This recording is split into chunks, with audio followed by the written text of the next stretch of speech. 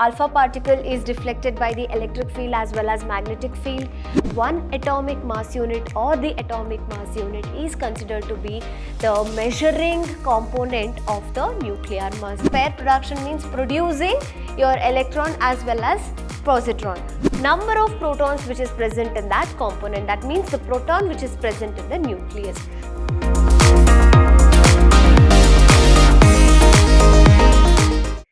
Hello everyone, I am Vrinda, Faculty of Physics from Vidhyaashram Pre-University College, Mysuru, welcoming you all to session 1 of chapter 13, and it is nuclei. So in today's class, we are dealing with the complete chapter of nuclei, and first of all, if we just go to the introduction, we know that there was something called as Rutherford atomic model which we had studied in the atoms chapter. So Rutherford's atomic model, it proposes that the center of an atom consists of the nucleons, okay, that is the nucleus. So this is an atom, the center of the atom is nothing but nucleus, which has the presence of nucleons. Nucleons are protons and neutrons together gives you the nucleons, okay, and the electrons are the one which revolves around the nucleus. What does the nucleus consist? Nucleus consists of protons and neutrons, which is said to be the nucleus, components of the nucleus, and it is totally known as nucleons, and the electrons are the one which revolve around the nucleus is what you have to know. So it carries most of the masses, okay. So since the protons as well as neutrons are present in the nucleus, the complete mass of the nucleus is being given by this nucleons, protons and neutrons, and the entire positive charge of an atom. So the nucleus consists of the positive charge of an atom because the protons and neutrons are, it is neutral. Protons are the one which is positively charged. Therefore, the nucleus is said to be positively charged, whereas the electrons are the one which revolve around the nucleus. So electrons are the negatively charged, but the nucleus is said to have the positive charge, okay.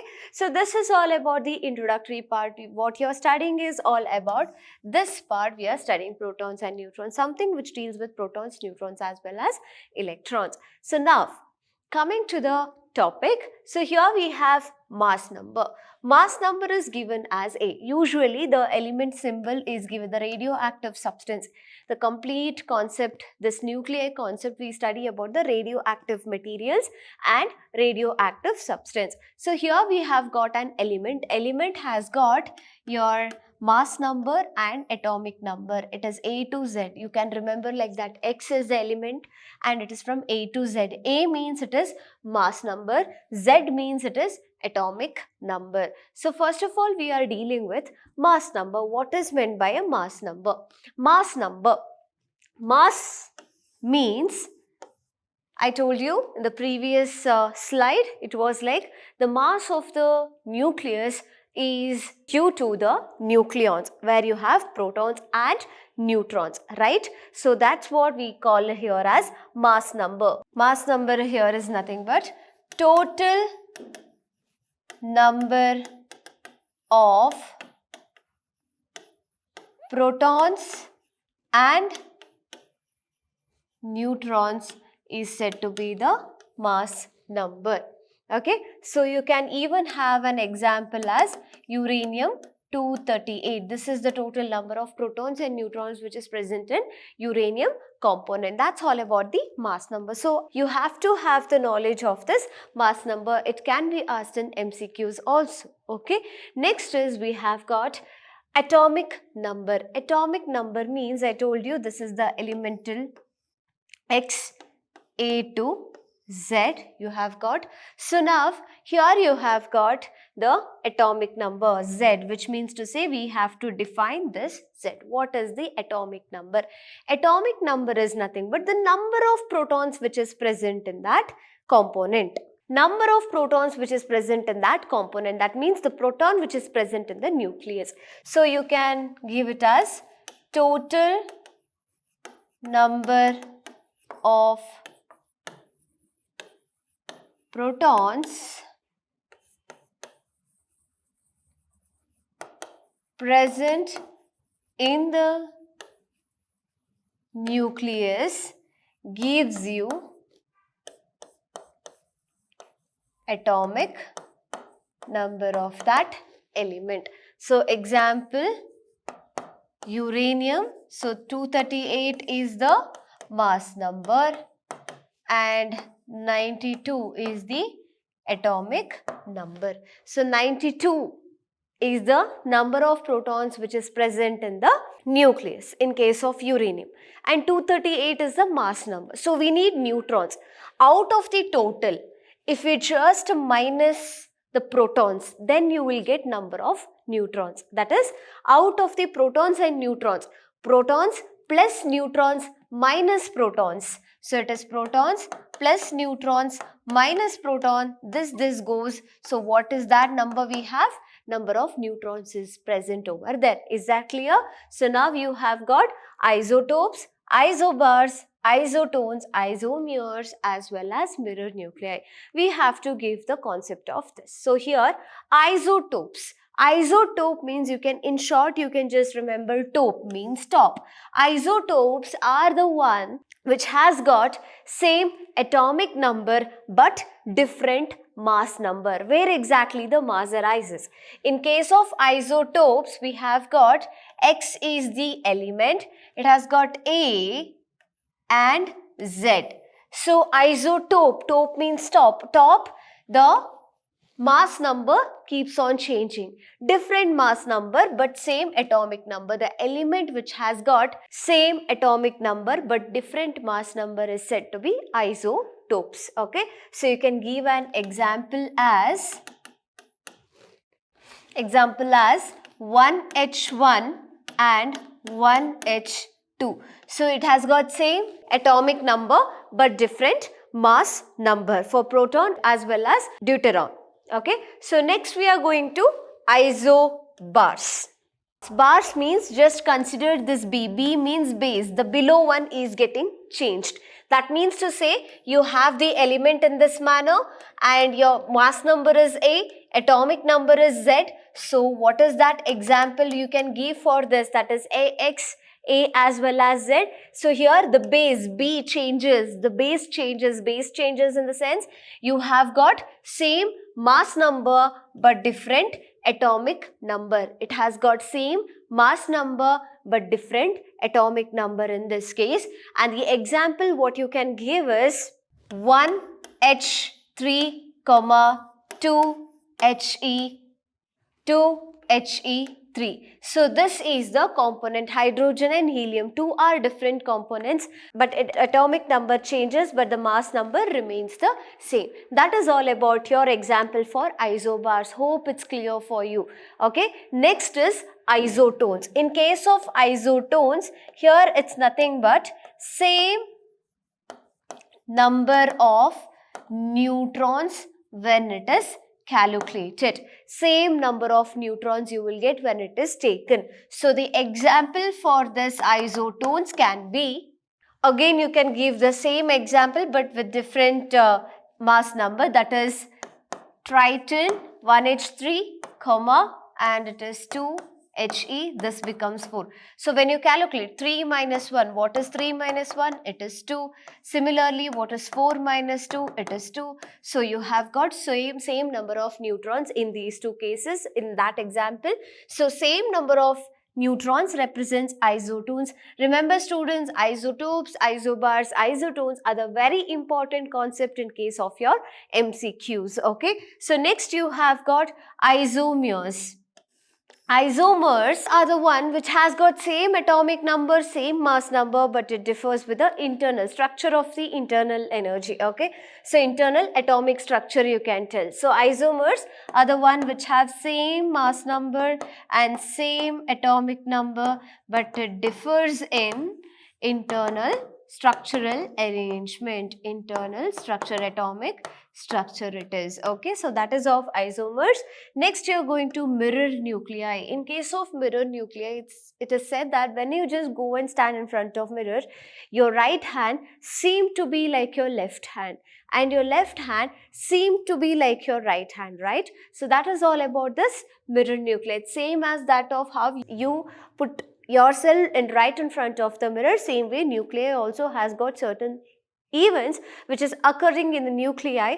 That concept is called as mirror nuclei. That means to say that one element, the other element. For example, you have got two elements. You can consider this as an example, 1H3 and 2He3. So if this is an example, number of protons in one is said to be equal to number of neutrons in the other. Okay, so protons and neutrons. So proton of this is what it is, 1. Okay, so and neutron is 3 minus 1 here. So it is 2. This is of the first element, that is triton. Okay, next we are going on to helium. In case of helium, what is the proton number? It is 2. What is the neutron number? 3 minus 2 is 1. So the proton and neutrons are interchanged here.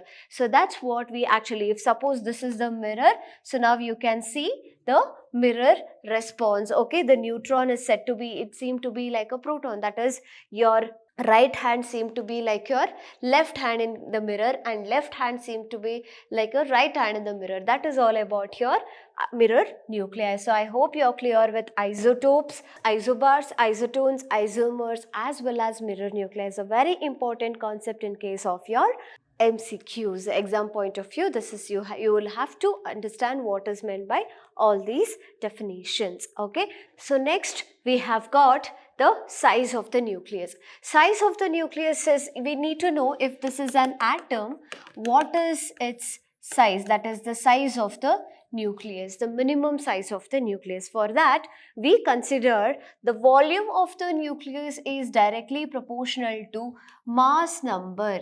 Volume of the nucleus is directly proportional to mass number, that is A.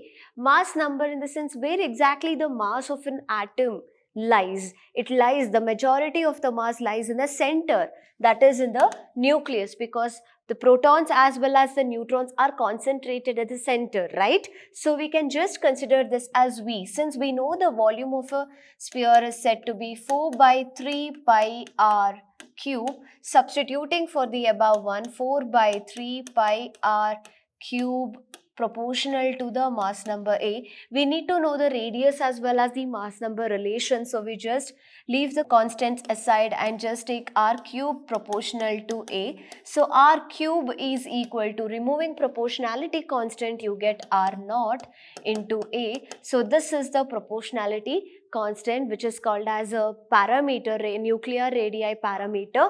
So having this, we can just note down. So r is equal to, it becomes r naught into A 1 by 3. R is equal to r naught into A 1 by 3. So this can be the concept of R. Okay, so this gives you the size of the nucleus, that is radius of the nucleus, because of which we can get to know the size of the nucleus. So here R naught, when can R be is equal to R naught? That is when your A is equal to 1. This is one of the cases.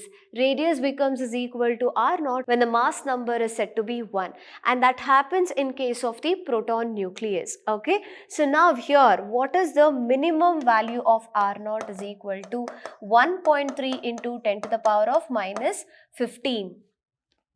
1.3 into 10 to the power of minus 15 meter can be the R naught, that is nuclear radii parameter, which can even be called as 1.3 Fermi. 10 to the power of minus 15 is known as Fermi. So that's all about the size of the nucleus, what you had to know. Next, coming to the nuclear mass and nuclear density. So what is meant by a nuclear mass? In case of nuclear mass, we actually how exactly we measure the mass. Mass is usually mentioned by certain weighing machines, and all those weighing machines are in different types, and even the planet's mass is measured by using gravitational force of attraction, that is Newton's gravitation law.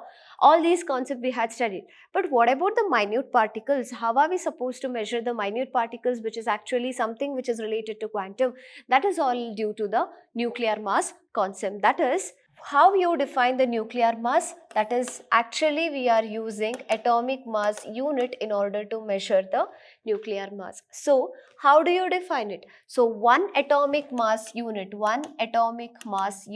is defined as 1 by 12th the mass of carbon 12 isotope. 1 by 12 the mass of carbon 12 isotope gives you 1 atomic mass unit.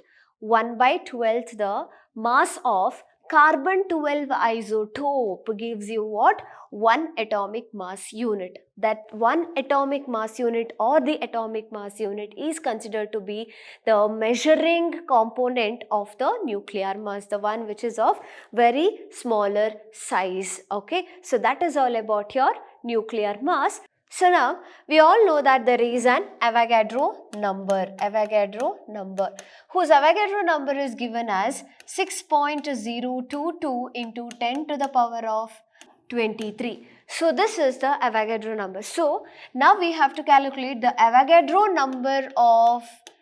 number of atoms in 12 grams of carbon 12 isotope. How is it calculated? On calculations you get how many kgs of atoms are present in 12 grams of carbon 12 isotope.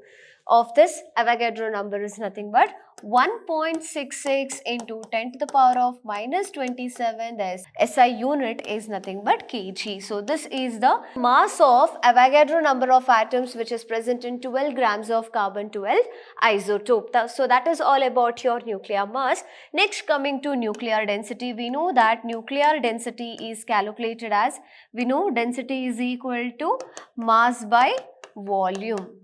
Mass by volume. So when it is nuclear density, it is nuclear mass by nuclear volume. So this is the formula in order to find out the nuclear density. So that is all about your nuclear size of the nucleus, mass of the nucleus, as well as density of the nucleus. Next we are getting on to mass energy equivalence relation. Mass energy. In a relation or in a equation, you should have mass as well as energy. So mass and energy equivalence relation is given as E is equal to mc square. Energy and mass are equivalent, that is equivalence balancing is given as E is equal to mc square. Energy and mass equivalence relation. So E is equal to mc square is one of the most important and a common formula in physics what you have to remember. E is equal to mc square is given as mass energy equivalence relation. What exactly is being told in this relation? It is told that is energy can be converted to mass and in return mass can be converted to energy. So there is cyclic process. Energy is converting to mass and mass is converted to energy. So both the process occurs, that is there is a conversion which occurs at the center of two, conversion. Okay, so that is why we call it as mass energy equivalence. Having the same concept, there is something which is called as pair production,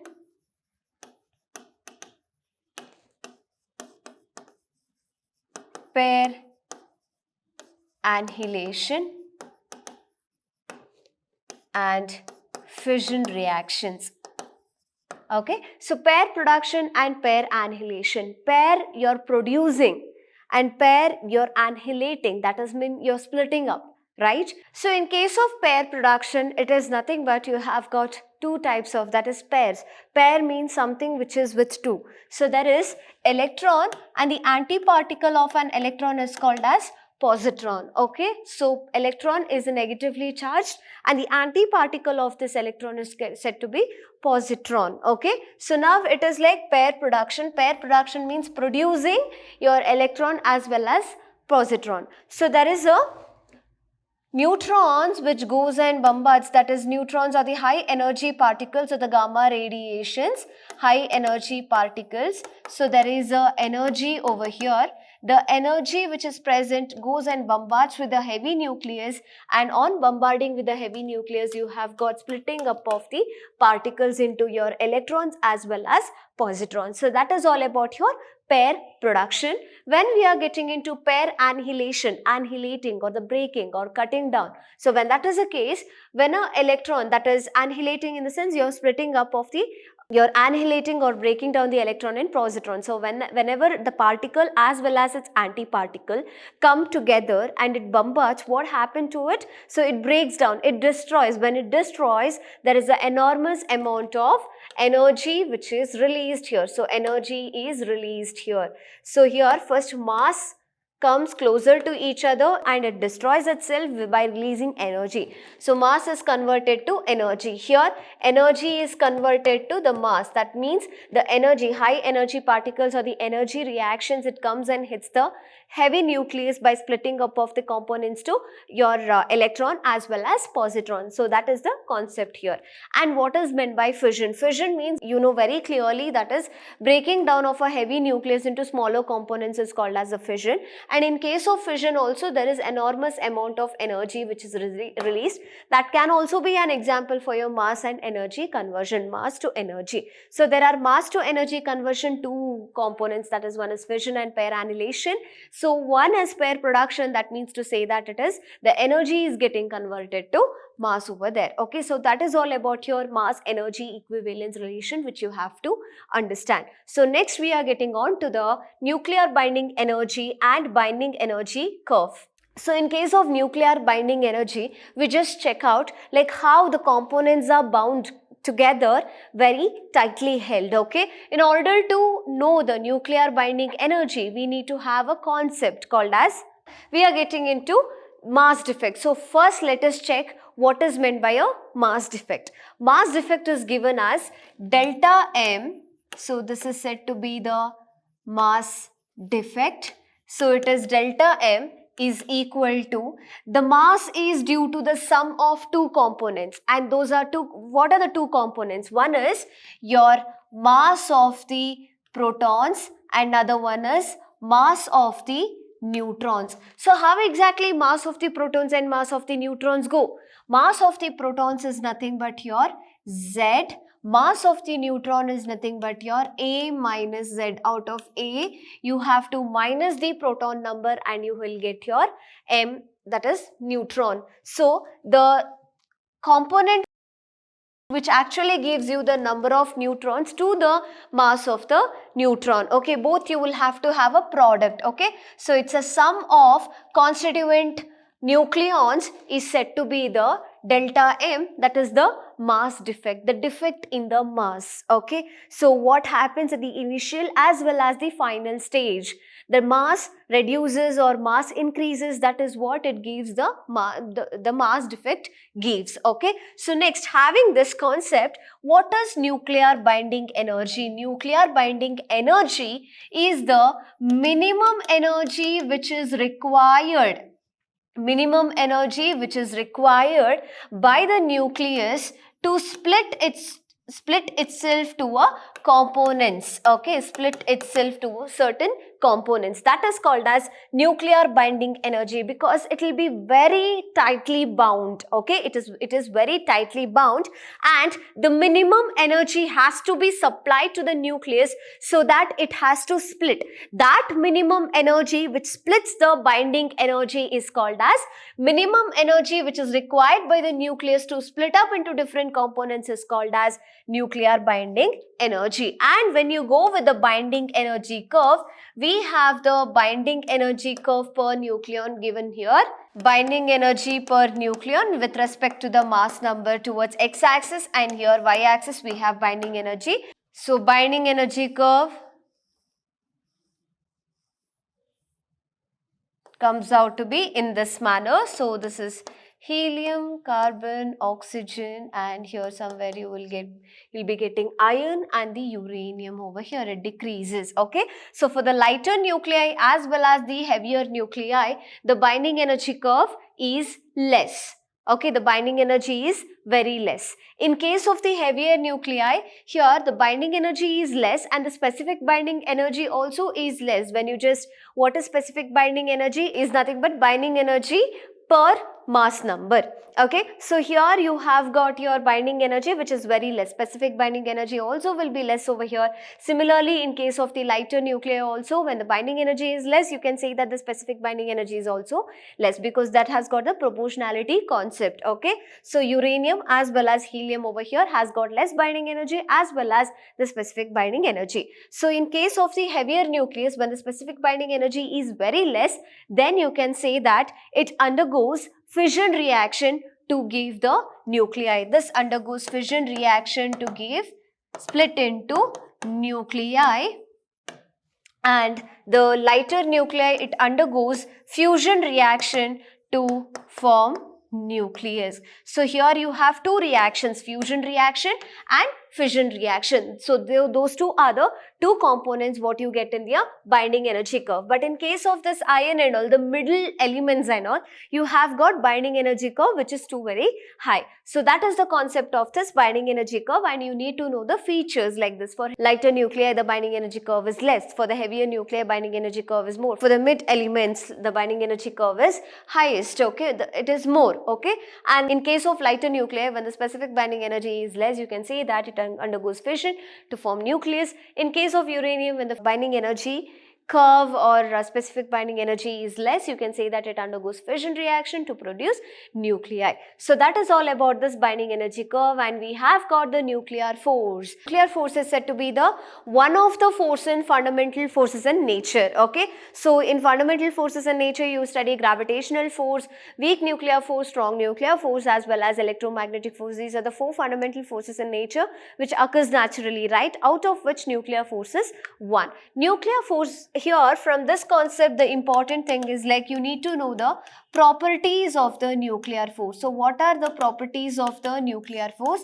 One such property is nothing but it is strongest force in nature. Okay, and the other one is it has a short range force, and third one, it is spin dependent. It is spin dependent force. Fourth property is charge independent. It is spin dependent force and it is charge independent force. Okay, so these are the properties of the nuclear force. And next we are going on to, it is also called as exchange force. It is also called as, it is a central force because the complete force or the complete mass is concentrated at the center, and it is also called as repulsive force, which has the nature of repulsive force. Okay, so these are the properties of the nuclear force, which is very important. They might ask for 2 mark or 3 mark. In this year's paper, you have got 2 plus 3 concept for the nuclei chapter. That is 2 marker question plus 3 marker question, where you don't have your 5 marker questions. Okay, so that is all about your nuclear force. Nuclear force is our strongest force in nature. It is short range force, spin dependent, charge independent, exchange force, central force, as well as it is repulsive force. So that's all about your nuclear force. And next we are going on to radioactivity. Radioactivity is nothing but we are checking out the activity of the radiations over there. Okay, number of disintegrations happening, okay, of the radioactive elements. So which are the radioactive elements? The element which gives the alpha radiations, beta radiations, as well as gamma radiations. So in case of alpha radiations, you have, it is a positively charged radiations, beta is negatively charged radiations, gamma is said to be neutrally charged. In case of this, you have got electric and magnetic properties. When that plus, minus and neutral come, we just go with electric and magnetic properties, that the field attracts, the field completely attracts this alpha as well as beta particles. So here when it comes to electric and magnetic field, it is deflected. Alpha particle is deflected by the electric field as well as magnetic field, and beta particle is also deflected by electric field as well as magnetic field because it has the presence of negative symbol. And next we have neutrally charged. When it is neutral, then it doesn't behave like alpha and beta particles because it is not deflected. This has got ionizing capacity, and even beta particles also got the ionizing effect, but the beta particles is much more than that of the alpha particles, but gamma particles has got even more than that of the other of the particles. Okay, so next is gamma particle is said to be neutrally charged, and but its intensity, that is the way it penetrates is more. So the penetrating power of gamma particle is very high when we compare it to that of alpha particles as well as beta particles. So these are the properties of the alpha, beta as well as gamma particles under radioactivity. So what is meant by a radioactivity? Why exactly we are studying alpha, beta as well as gamma? That is nothing but the disintegration, number of disintegrations which is happening, that is the disintegration happening in the radioactive elements to split up into certain components or to fuse into certain components, okay, by releasing enormous amount of radiations is said to be radioactivity, okay, that the radiation is being emitted due to the work which is being done over there, and the work can be either fission or fusion or the disintegration what is happening there.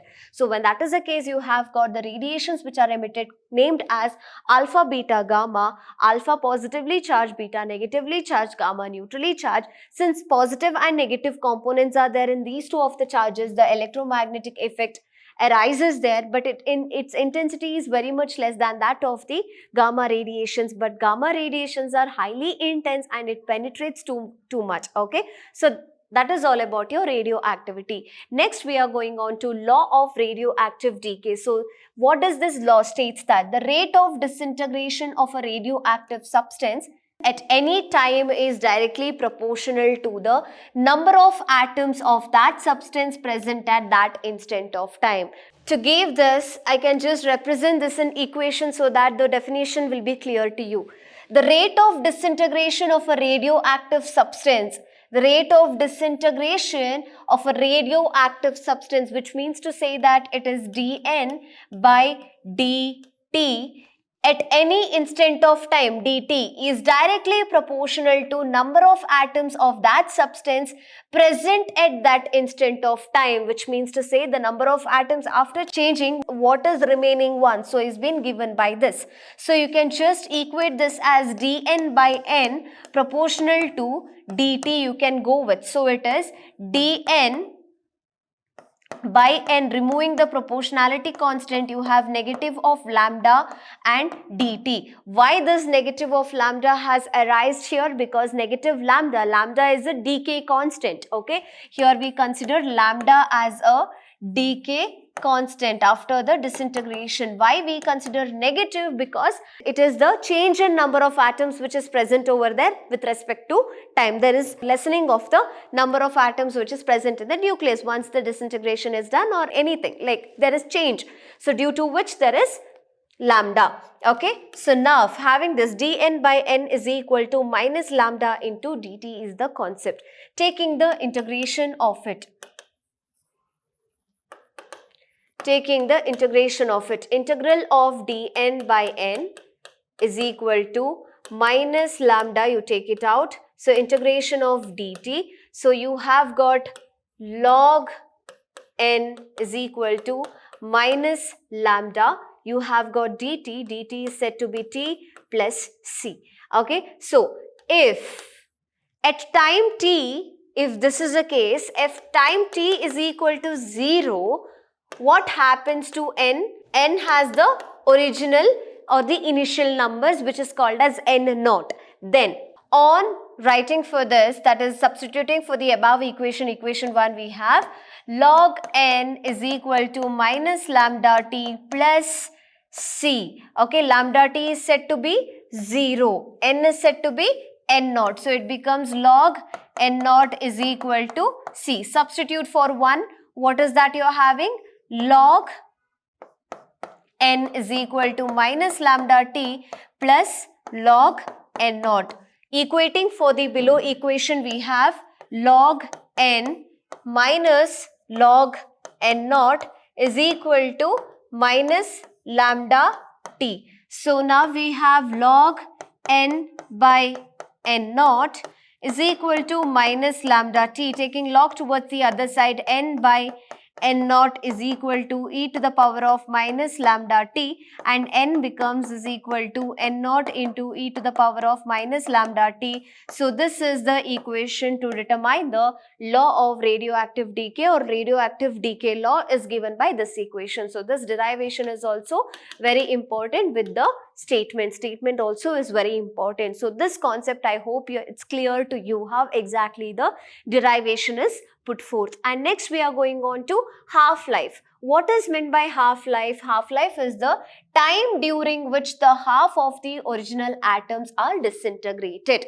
Okay, it's a time during which half of the original number of atoms is disintegrated. So here half-life, in the sense, the number of atoms has to be reduced from the original number to half, and the time taken is given by capital letter T. Okay, the half-life. So now when we consider this, we have the equation n is equal to n naught E minus lambda T. So this is the equation from the radioactive decay law. Consider this as equation 1 and substitute for this. N naught by 2 is equal to N naught into E minus lambda T. Since this minus lambda T, when you just want to delete this minus, it becomes 1 by lambda T and it goes up. So you have N naught by N naught is equal to E lambda minus becomes plus lambda capital letter T, which is equal to 2. Okay, why capital letter T? Because we are considering the half-life small letter t as capital letter T. So N naught cancels with N naught, so we have E lambda T is equal to 2. When exponential comes this side, lambda T is equal to, it becomes log 2. So here we have lambda T, or just T, if you just consider T, is equal to 2.303 into log 2 divided by lambda, which can even be written as half-life is equal to 0.693 divided by lambda. This is the half-life formula of the radioactive elements.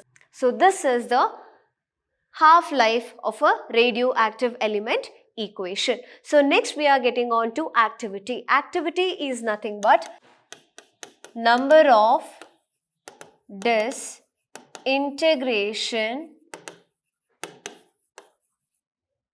per unit time, that is per second, is said to be activity, and the activity is calculated, that the SI unit of activity is said to be becquerel. Okay, so this is the activity equation. Next we are going on to nuclear energy and chain reaction. Chain reaction means, for suppose there is a neutrons which goes and hits the heavy nucleus, again there is this splitting up of the neutrons, again those neutrons will go and attack some other nucleus and start splitting, like that chain reaction happens. That is all about the concept of the chain reaction. Whereas in case of nuclear energy, when you go, you have fission reaction as well as fusion reaction. Both the reactions are there, fission reaction as well as fusion reaction. Fission reaction means splitting up of the heavy nucleus into the smaller components, that is fission reaction. Fusion reaction is the one joining, that is addition of all the minute particles, minute nuclei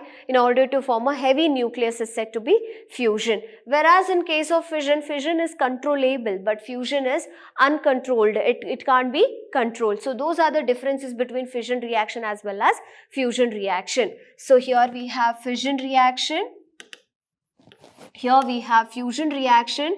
So fission reactions are the one which is called as controlled reaction. Fusion reaction is uncontrolled reaction. And in case of that, this is one of the point under the difference. And next, coming on to fission reaction means it is splitting up of heavier nucleus into smaller nuclei. Okay, and here it is joining, that is fusion of the nuclei to form nucleus. Okay, so this is all about fission and fusion reaction. So this can be handled because it is controlled, but this cannot be handled because it is uncontrollable. Okay, so having those, you have a nuclear reactor. What is meant by a nuclear reactor? So you can see over here there is a shield which is given as a concrete wall in order to overcome the leakage of the radiations out of that area wherever this reactor is being placed. Okay, so there is a moderator, there is a fuel, there is a control rods which is present, and there is a coolant here, and there is a water flow which is given over here. So the aluminium cylinders are placed here and it is provided with the fuel. Okay, and the fuel is set with between the moderators, because whenever the neutrons are being emitted, once the splitting takes place, once the fission reaction takes place over there, what happens, the neutrons is released, and the neutrons what is released is having a very highest velocity. So velocity of the neutrons will be more. In order to thermalize it, in order to slow down the neutrons, we'll have to thermalize it, and that is by moderators. Okay, so thermal neutrons is the one what you have to obtain. So neutrons are slowed down with the help of a moderators, and the control rods are the one which is controlling the reaction. Fission reaction is controllable, right? So it controls the reaction. Okay, so from whichever the heat which is released in this concrete wall is being sent through the coolant, and when it is flowed and again it is pumped back, that is the water which is running, the steam of turbines whichever is running over there, that water cools down the gaseous state, that is the heat which is released through this pipe. So this is how exactly the nuclear reactor works, and the fuels are said to be uranium-235 is what we actually consider for fission, which we had studied in binding energy. In today's chapter, we have studied the complete chapter of the nuclei within one session, and that's all for today. Let us all meet in the next class with the upcoming session of the new chapter. Until then, have a good day. Thank you.